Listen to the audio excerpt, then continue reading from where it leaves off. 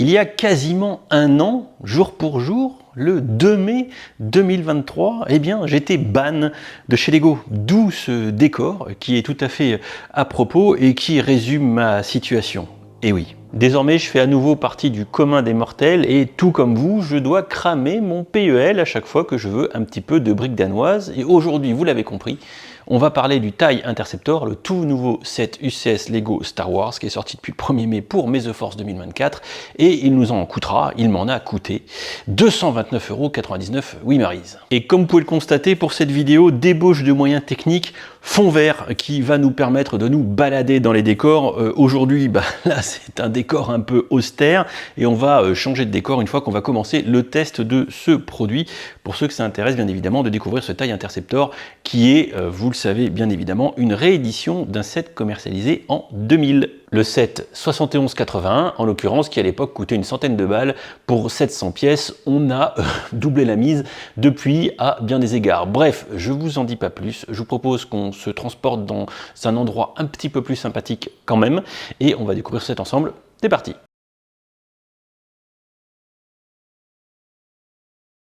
Bon, et pour commencer cette petite vidéo test, vous voyez, je le prends dans les mains en évitant de le casser, bien évidemment, le bazar est massif. Il sera tout aussi massif d'ailleurs sur vos étagères, hein. Il vous faudra quand même un petit peu de place.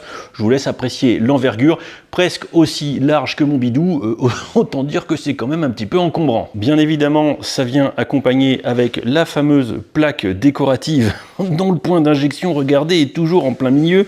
Lego a vraiment progressé depuis toutes ces années. Entre nous, je comprends pas comment ils arrivent à ne pas être capables depuis le temps à bouger le point d'injection de cette pièce parce que c'est quand même dégueulasse. Franchement, on ne voit que ça.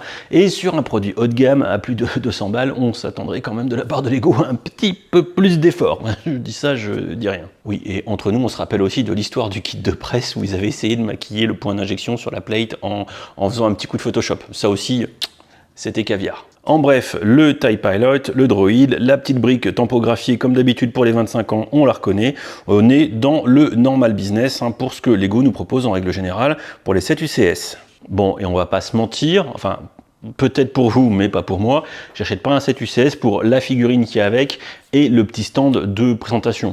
Non, on est là évidemment dans des produits qui sont décoratifs, ça n'a pas d'autre vocation, vous ne pouvez pas jouer avec. Parce que si je commence à courir avec ça dans les mains, je pense qu'il y a un moment où ça va mal se passer. Ou non, non, ça va pas bien se passer. Donc non, ne courez pas avec vos Lego Star Wars dans les mains, c'est pas une bonne idée. Bon, évidemment, sauf si l'alarme incendie se déclenche et qu'il faut sauver vos biens les plus précieux, auquel cas vous courez le plus vite possible, mais attention à pas vous prendre les pieds dans le tapis. Bien évidemment, comme tous les sets Lego de cette taille, vous avez en dessous l'emplacement prévu pour enquiller le support, le stand qui vous permettra de le mettre en mode exposition. Donc voilà, c'est pas très compliqué, vous prenez le support, vous mettez le bousin dans le machin, voilà, et vous pouvez mettre du coup votre TIE Fighter dans une position un petit peu plus confortable. Enfin, j'ai dit TIE Fighter, c'est TIE Interceptor. Et si, comme vous pouvez le constater, les techniques de construction ont quand même bien évolué depuis les années 2000, eh bien les ailes, partie extérieure visible du produit, restent assez peu décorées. On a quand même notoirement beaucoup de studs qui sont visibles, même si le gribbling, ça nous connaît, il y en a un petit peu, mais c'est pas non plus la fête du slip de ce point de vue-là. Il est quand même assez nature peinture quand on regarde un petit peu, on va dire, sa coque extérieure. Sans grande surprise, c'est bien évidemment la partie centrale qui offrira le plus grand nombre de détails, comme vous pouvez le constater,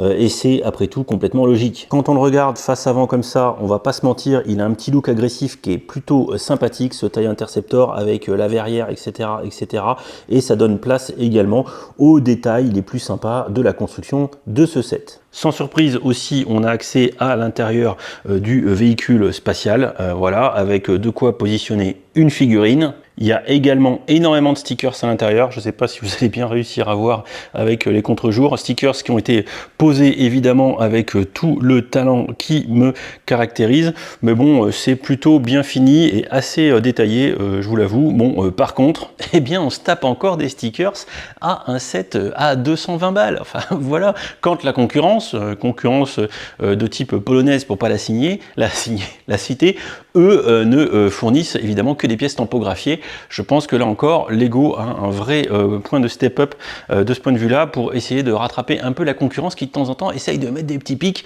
Et bon, les stickers Lego sérieux sur des sets à ce prix-là, faut arrêter quoi. Bon, je résume parce que l'idée c'est pas de faire une review de 20 minutes de ce set, sachant qu'en plus j'ai dit que j'en ferai quasiment plus sur la chaîne, mais bon là quand même un petit vaisseau de l'Empire, on va pas se priver, il est agressif, il est racé, il prend de la place, il est plutôt bien designé, l'expérience de construction est plutôt intéressante et je pense que vous avez de toute façon pas besoin de mon avis pour vous dire est-ce que je l'achète ou est-ce que je l'achète pas. Ce qui va vous driver bien évidemment, c'est le budget. Ou aussi la place sur vos étagères ou le buffet dans le salon. Et encore une fois, de toute façon, ceux qui auront voulu l'acheter ou qui l'ont acheté l'ont certainement déjà fait durant les premiers jours du May the Force 2024 pour profiter des Gift with Purchase qu'il y avait à ce moment-là, dont certains sont déjà en rupture, si tant est que je sorte la vidéo pendant que l'offre soit encore valide.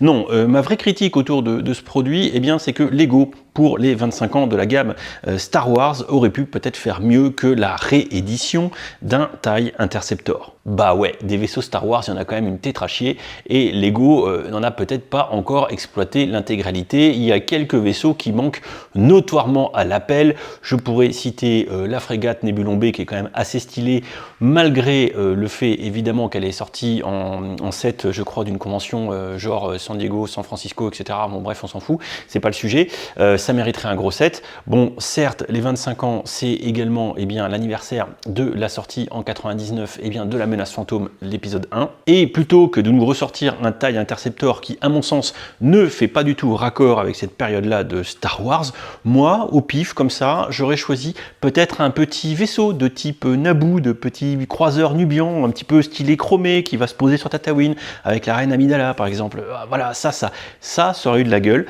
très clairement. Au lieu de ça, je pense que Lego a choisi une certaine facilité en nous produisant cette réédition juste ici, qui de toute façon va pas ergoter, elle est réussie, le set est réussi, il n'y a pas un gros fail sur le design de ce set, hein. Il est fait pour être posé, vous l'admirez, voilà, vous faites une petite prière devant à Saint Tonton Vador pour du coup, comment dire, enjailler l'Empire, mais ça s'arrête là. Les fans de Star Wars qui ont le budget et qui sont fans des 7 UCS le prendront pour pas avoir un trou dans la collection, et on va pas se mentir, c'est quand même qualitativement pas du niveau du Landspeeder qui était quand même, on va pas se mentir, un petit peu bof.